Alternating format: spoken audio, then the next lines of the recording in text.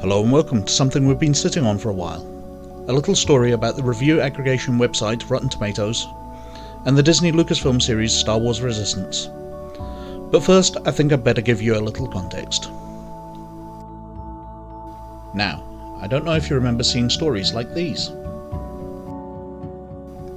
You see, in the days after Lucasfilm and Disney released the movie Star Wars Episode 8 The Last Jedi, it received not entirely positive reviews. Which personally doesn't seem that odd, since the director Rian Johnson aims to be controversial and split his audience, wanting negative reactions as well as positive to provoke discussion. But the signpost that most people used for this negative reaction was the difference in the scores on the review aggregation website Rotten Tomatoes. You see, the way Rotten Tomatoes works is it takes the scores from multiple reviews and displays the average, providing a critic's score. And it also allows visitors to comment and leave their own scores, the average of which is the audience score. Usually these two scores are fairly in line, although often critically panned movies will be loved by audiences and will have a far higher audience score than a critic score.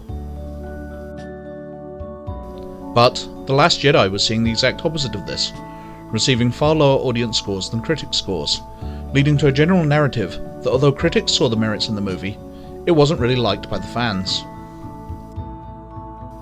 However, some months after the movie was released, Lucasfilm and Disney began to question the validity of the criticism of the movie. Research had been done which called into question the origin of criticism on Rian Johnson's Twitter, and on the Rotten Tomatoes reviews, showing that seemingly a large number were fake accounts and those created by Russian troll factories, creating a new narrative within the press that the movie had not been as negatively received as it first appeared. However, further analysis of this research showed that the problem was nowhere as large as initially reported. However, it did account for about 10% of the feedback on the movie, so did play a part in influencing the public perception of the way the movie was received. In late 2018, I was contacted by a visitor to RPG Gamer, who had been reading my somewhat scathing reviews of the new Star Wars animated series Resistance. The visitor mentioned there was somewhat unusual activity on the Rotten Tomatoes page for this new series. Being a boring old man and having nothing better to do, I spent New Year's Day looking into the reviews of Resistance on Rotten Tomatoes, and indeed, it did appear that something was slightly awry about them. Resistance saw good reviews from the reviewers, leading to a strong 92% reviewer ratings, but it was the audience scores which my attention had been drawn to. Examining the latest 1,211 reviews, which covered around the previous 2 months' worth of reviews, gave the audience score of 77%, still fairly strong.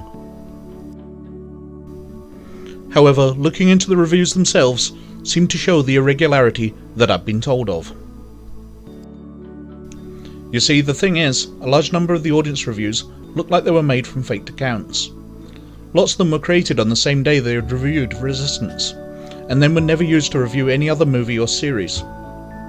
Looking through the list of reviews, these people who had been drawn to Rotten Tomatoes to review this one series and nothing else also seemed to occur in massive blocks. Indeed, entire pages could be found of 5-star reviews from accounts set up the same day that they reviewed Resistance, and then were never used again, which certainly did give the appearance of being accounts created for the entire reason of artificially inflating the review score for the series. However, this trend had been noticed, and the community had begun fighting back, and in among the most recent reviews, the opposite could be found, people having set up accounts to review Resistance with half-star ratings. So, I took my record of these 1,211 reviews I'd catalogued, and began a simple piece of analysis.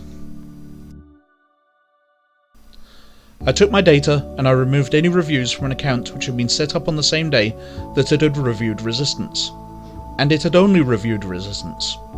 I didn't care about the score, as those trying to fight the inflation of the score were doing as much harm in my opinion as those inflating it. A fake review is a fake review as far as I was concerned. Any reviews from an account which didn't meet both of those criteria, I kept in my results and counted as a valid review, So anyone who'd set up an account many months before, but had only ever reviewed Resistance, was valid as far as I was concerned. And anyone who'd just set up an account, but gone on to use it and review other series and movies, I also counted as valid.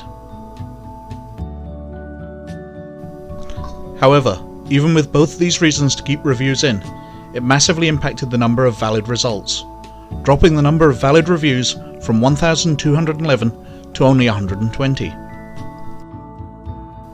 Yes, only 10% of the audience reviews for Resistance were valid according to my criteria. A massive 90% were from accounts which appeared to be created to unfairly influence the score of the series either one way or the other.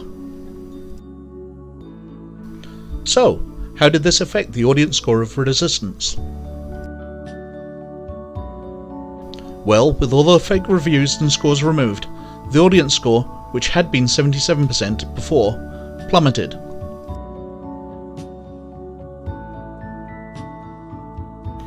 In fact, the aggregate rating for Resistance dropped to 24.3%. Now, I don't know if Rotten Tomatoes rounds down or rounds up, but even being the most generous to them, it's still a drop of 52%. So, instead of a respectable 77% positive review, the series gets a far more hostile 24.3% positive, which doesn't look good at all. Now, while it looks bad for Disney and Lucasfilm, as it makes them look as if they are paying farms of trolls to falsely inflate their scores, we cannot automatically assume it is them that is performing this task. Perhaps this was done purely to make them look guilty and ruin their good image. However, this would have required whoever is responsible to be aware that the series was getting, or was going to get, mainly negative reviews. And since this really hasn't been widely reported on to defame them, it doesn't appear to be money well spent if this was the plan. Apart from that possibility, it's difficult to see who would benefit from Resistance's score being artificially inflated, apart from Disney and Lucasfilm.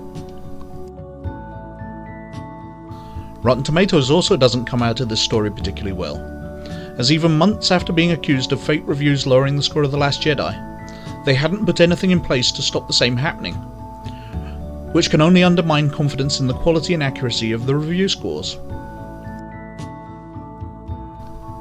After doing this research, I reached out to Rotten Tomatoes and informed them of my findings, asked them what they were doing to remedy this situation, and was promised a response within 7 days.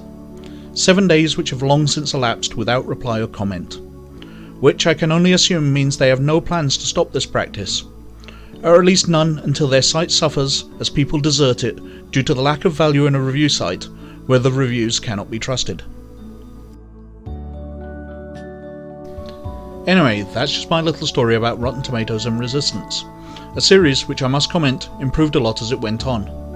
While the half of the series which had aired before I did my research does deserve a very poor score, the second half which aired afterwards was much better. And while I wouldn't rate it as highly as the 92% the reviewers on Rotten Tomatoes had given it, and even the 77% the audience score was showing seems a little high, I definitely wouldn't mark it as low as the 24.3% that the audience really had reviewed it at New Year. It's definitely worth a second chance if you stopped watching it.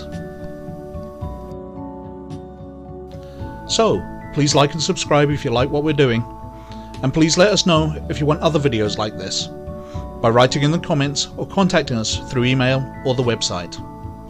But most of all, you look after yourselves, and we'll catch you later. Bye.